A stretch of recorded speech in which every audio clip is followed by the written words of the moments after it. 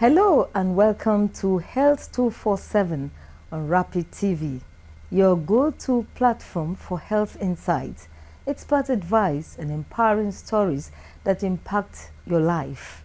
Today's edition, we focus on strategies to reduce neonatal tetanus in Nigeria, a preventable but potentially fatal disease affecting thousands of newborns every year. I am Josephine Beatrice, and I'll be guiding you through this critical health discussion.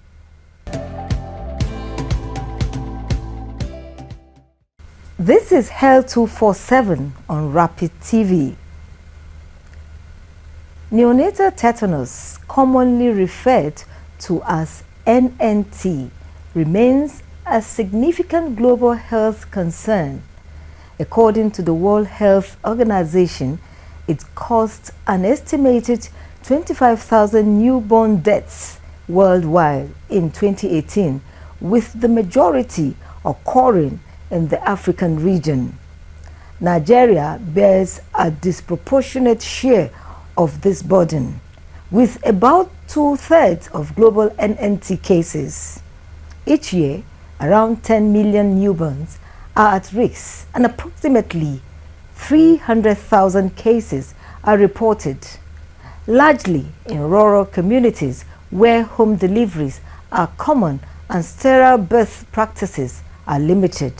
This disease is entirely preventable, yet lack of awareness, poor vaccination coverage, and insufficient access to skilled birth attendants continue to contribute to high mortality rates. Today, Health 247 examines key interventions that can help Nigeria reduce neonatal tetanus and save countless lives.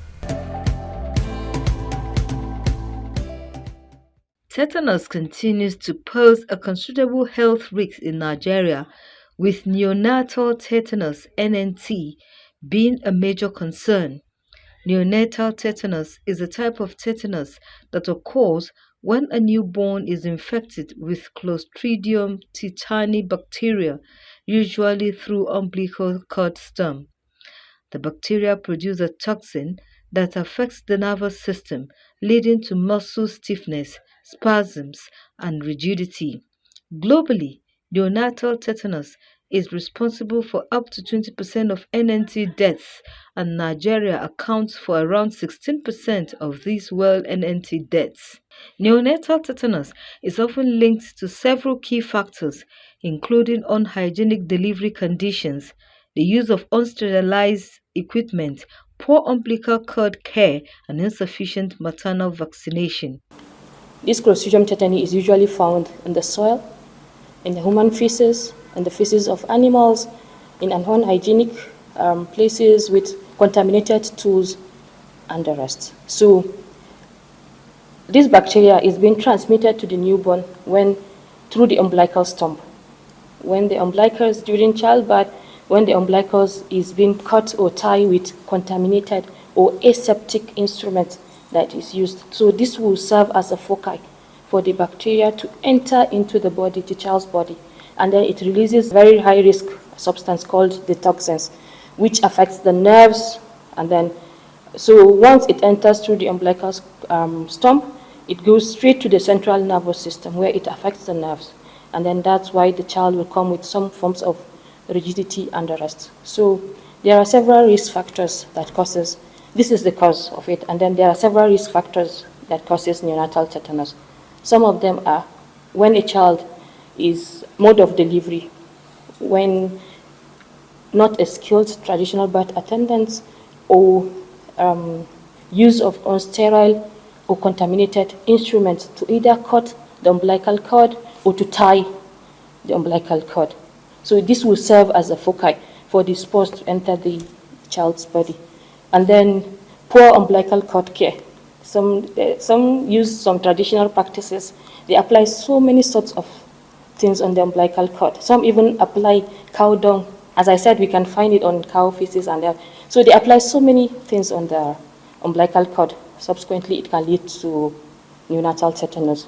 Home deliveries which are usually unsupervised, as I said earlier, and then lack of maternal immunizations. When mothers are not fully immunized, so they can't pass the passive immunity to the baby. Symptoms of neonatal tetanus typically manifest within 3 to 14 days after birth, averaging around 7 days. Initial signs include difficulty feeding, excessive crying and irritability, followed by muscle stiffness, often starting with the jaw and back. As the condition progresses, symptoms can escalate to include spasms, muscle rigidity, grimacing, and restlessness. In severe cases, extreme aching of the back, known as opisthotonus, can occur. So the symptoms, they usually present to the hospital, but unfortunately, most of the presentation, they come in late. But some of the presentations that we usually see is the onset of the incubation period. That's the onset of the symptoms starts between 3 to 28 days of life. It can extend, but it can happen within 72 hours of life.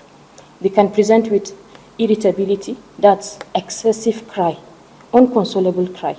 They can present with rigidity of the body and spasms, that's contractions of the muscles, which will subsequently affect the respiratory muscles, leading to bluish extremities. You see the person will be yearning for oxygen, causing, we call it in medical terms, apnea and hypoxia, because they have lack of oxygen, because it makes the respiratory muscles to be more contracted. Apart from that, they can come with inability to suck, because mostly it affects the muscles of the jaw, making them to have inability to open their mouth, making it to have they have like something like locked jaw. And they have a significant facial appearance that they come with. We call it rhizus sardonicus. It seems the child will come as if the child is smiling, but meanwhile it's not. It's part of the symptoms they come in. They can come with fever and other comorbidities too as well. But the end stage is it can lead to death if not treated promptly. Treatment starts from when the child presents to the hospital. Upon presentation, what you do is you need to find ways and strategies that you need to manage this neonatal tetanus, because it's very deadly and it needs intensive and vigorous care.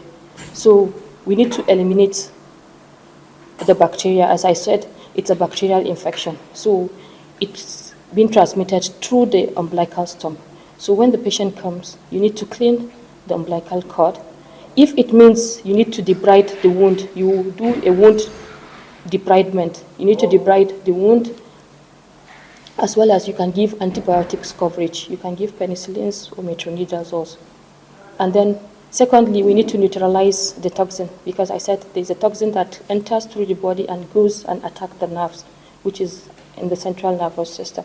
So we need to neutralize the toxins using antitetanus serum. And then thirdly, we need to control the rigidity and the spasms. As I said earlier, they come with rigidity and contractions of the body, because almost most of the body, I said the respiratory system, the abdomen, so we need to sedate them using anticonvulsants, and then we need to reduce the spasms using sedative medications such as diazepam and the rest. But they need to come to the hospital. The doctors will be able to manage the baby promptly. And then thirdly, after we've neutralized the toxins, they need to have, we've neutralized the toxins, we've sedated them, we've controlled the spasms, then we need to do a supportive nursing care. Supportive nursing care is when they come, they with the contractions and everything, they won't be able to suck. You need to feed them, because you need to increase their calorie intake. You set an IV line, you give them IV fluid, you give them IV antibiotics, then you now pass an nasogastric tube, a tube that will pass through the stomach, straight to the stomach, so that you can feed the baby with breast milk. You will nurse the baby in a dark room, because noise stimulates spasms, so they can have spasms or convulsions. So you need to keep them in a dark and quiet room. You need to be turning them every 4 hours to avoid comorbidities, which are possible complications such as bed sores and the rest. So apart from that, you need to monitor their vitals closely and then you need to watch out for other symptoms as well. Then you manage symptoms as they come. And then lastly, once the patient is doing well, prior to discharge, you need to immunize both the mother and the baby. That's the catch-up campaign. You need to do it for them. You give them tetanus toxoid vaccine before they go. Neonatal tetanus is a totally preventable disease, and it is sad that Nigeria is still among countries with the highest burden. It is an immunization preventable disease, yet the country is still experiencing high rates of cases and deaths. Neonatal tetanus, as I said, it's a preventable disease. It's immunization preventable. So, and then despite being a preventable disease, Nigeria is among the countries that have the highest burden of neonatal tetanus. Let's take, for instance, the developed world. Their global burden has drastically decreased because they have the immunization schedule. They immunize both the mother, the children, both the mothers, the children, and then they give them a lot of booster doses. But we are lagging behind in Nigeria. We have a lot of gaps. So Nigeria is among the 27 countries that has the global burden of neonatal tetanus, and Nigeria accounts for almost 20% of global deaths. And according to World Health Organization, more than 800,000 newborn deaths are yearly recorded. So in Nigeria, we need to do more. That's why we are here. We're here to create more awareness about neonatal tetanus. It's real, and it's not been reported. Experts emphasize that strengthening routine immunization strategies and promoting safe, clean care practices are key to boosting vaccination coverage and reducing neonatal tetanus incidence in Nigeria. We need to strengthen our routine immunization strategies. We need to incorporate immunization into the antenatal care practices. At least a woman should have minimum of 2 doses of tetanus toxoid vaccine during antenatal, and she should have like booster doses too as well. So we need to practice safe and clean cut care practices. Safe in the sense that safe delivery practices need to be practiced. And I said all those risk factors that can cause neonatal tetanus, once we abide by it, hygienic practices, safe delivery practices, clean cut care practices, and then our traditional birth attendants and community healthcare workers, if they can be trained on how to carry out safe delivery practices, I think it can go a long way in reducing neonatal tetanus in Nigeria. And then this is what we are doing, we need to promote more community awareness. The community needs to know what neonatal tetanus is all about, because if they lack the education of what neonatal tetanus is, they won't be able to see the signs and symptoms and then see what it is, and then they need to bring it to the hospital, which I said earlier on, prompt presentation to the hospital can reduce the morbidity, and then it will give us good prognosis. Raising health awareness and training traditional birth attendants can help tackle the challenges in managing neonatal tetanus cases. There are different categories of challenges that we have in Nigeria. We have a lot of gaps. The gap starts from the healthcare system, it starts from individual, and it starts from the government. So it cuts across all those sectors that I mentioned. So some of the challenges is, as I said, late presentation. Some of them don't come early. Some will say they attribute it to spiritual causes. They won't come to the hospital till when they go around all over. Then they will now present late, which has very bad prognosis. And then we don't have, our surveillance systems is very weak. We don't have data that can drive evidence-based decision making to say if we have number of cases that this is it, neonatal tetanus that comes to the hospital, at least we'll have them. And then thirdly, low maternal immunizations. Most of our mothers don't know the importance of tetanus toxoid vaccine and then the booster vaccines. We have gaps in our healthcare facilities, because if we can remove those bottlenecks, some of those patients don't come to the hospital because of all those bureaucracies. They say hospitals waste their time, they have to go to this place, point A, point B, go and open folder, go to the cashier, go to the account, go before you see doctors. All those bureaucracies gives them the ability to not to go and seek healthcare. So we have poor healthcare seeking behaviors in the individuals. So as I said, we have late presentation and then lack of reporting, because most of neonatal tetanus cases, the patient dies at home, which is not reported to the hospital. So how can we address this? Address these systems? I said there's gap in education. We lack education. So public health awareness campaign, health promotion awareness campaign can go a long way in educating the individual about what neonatal tetanus is all about. We should promote female education. Once a woman is empowered, they said the nation is empowered too as well. We need to train our traditional birth attendants and then the community healthcare workers on the use of safe delivery practices. We need to strengthen our health system. If we can remove some of the bottlenecks that I mentioned, if they can come and have an easy access so that healthcare will be accessible to all and it will be equitable to all. Geographic locations to also serve as a challenge because there are areas that are hard to reach. Let's take, for instance, I'm from the northeastern part of Nigeria where conflicts and insurgencies is rampant in our places. If we can have them in remote areas where people can have easy access to healthcare facilities. And then we have issues of referral system, and then transportation, and then ambulances. If ambulances will be kept at remote areas for prompt referral of cases, and then once the TBAs are being trained, and then the community health workers are being trained of what neonatal tetanus is all about, once they see it, they'll be able to refer neonatal tetanus. And then promote young and education, and then we need to increase more awareness about the vaccination strategy because it's free and it's a preventable disease. Lastly, how to address those challenges include we need to engage the community. Community engagement is very key. We need to engage the religious leaders, both the Muslims and the Christians. The community leaders need to take ownership of, and then they need to know what neonatal tetanus is all about. And then, as I said, geographical mapping of those hard to reach areas to play an important role.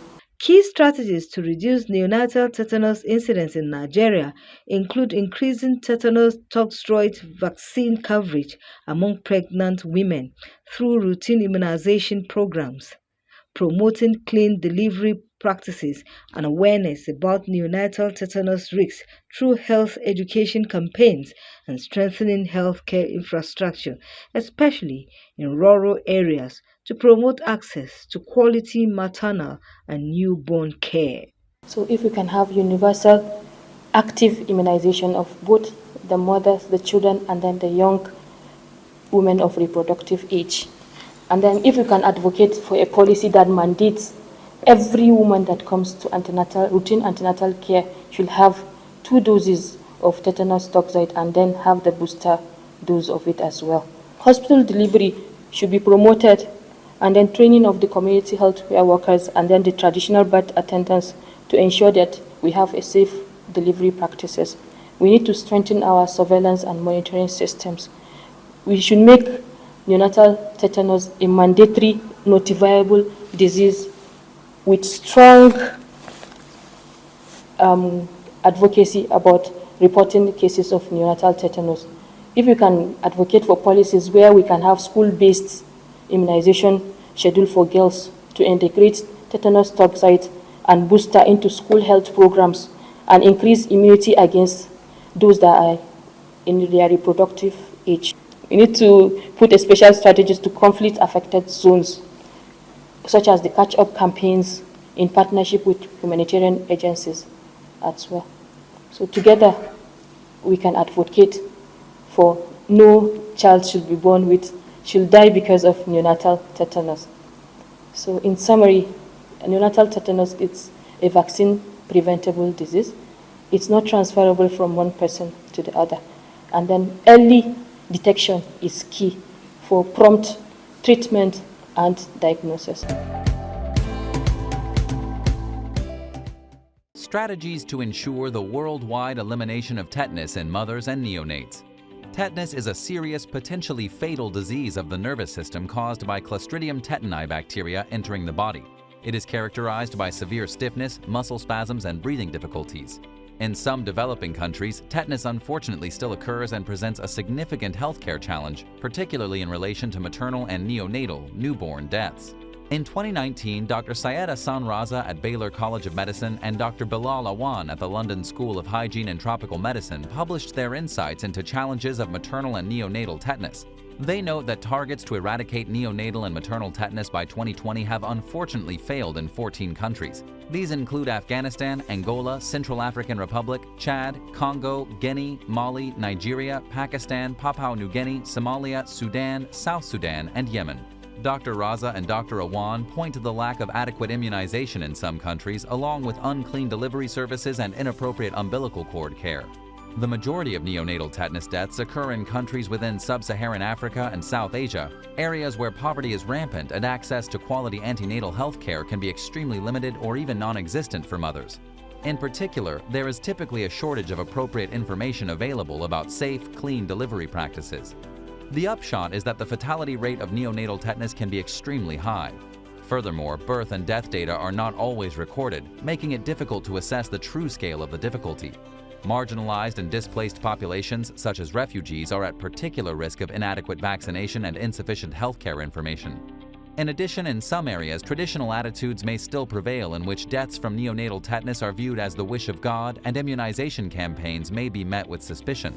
There are two main strategies for eliminating neonatal and maternal tetanus. The first is immunization.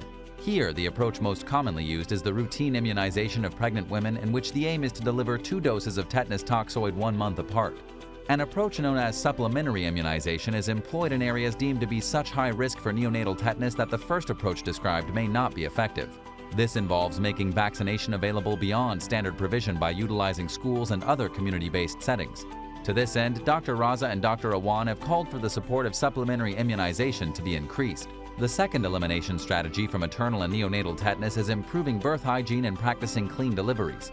In 1988, the World Health Organization published a review of the evidence in support of appropriate care of the umbilical cord.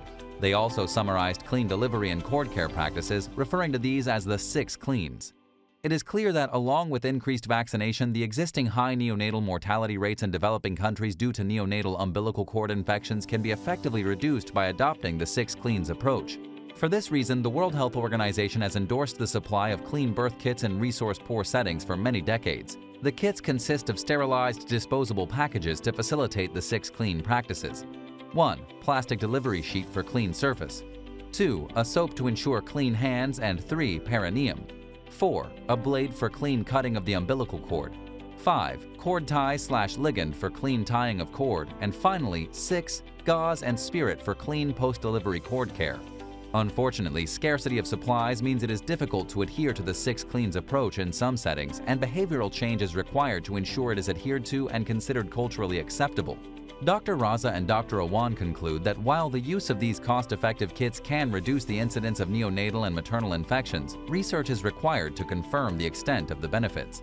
This video is based on the paper Eliminating Maternal and Neonatal Tetanus and Promoting Clean Delivery Practices Through Disposable Clean Birth Kits from the open access journal Frontiers in Public Health. Thank you for joining us on Health 247. Remember, protecting your newborn starts with awareness and action. From vaccination to safe delivery practices, stay informed, take care of your health, and together we can make a difference. I am Josephine Bitrus, and until next time, stay healthy and stay safe.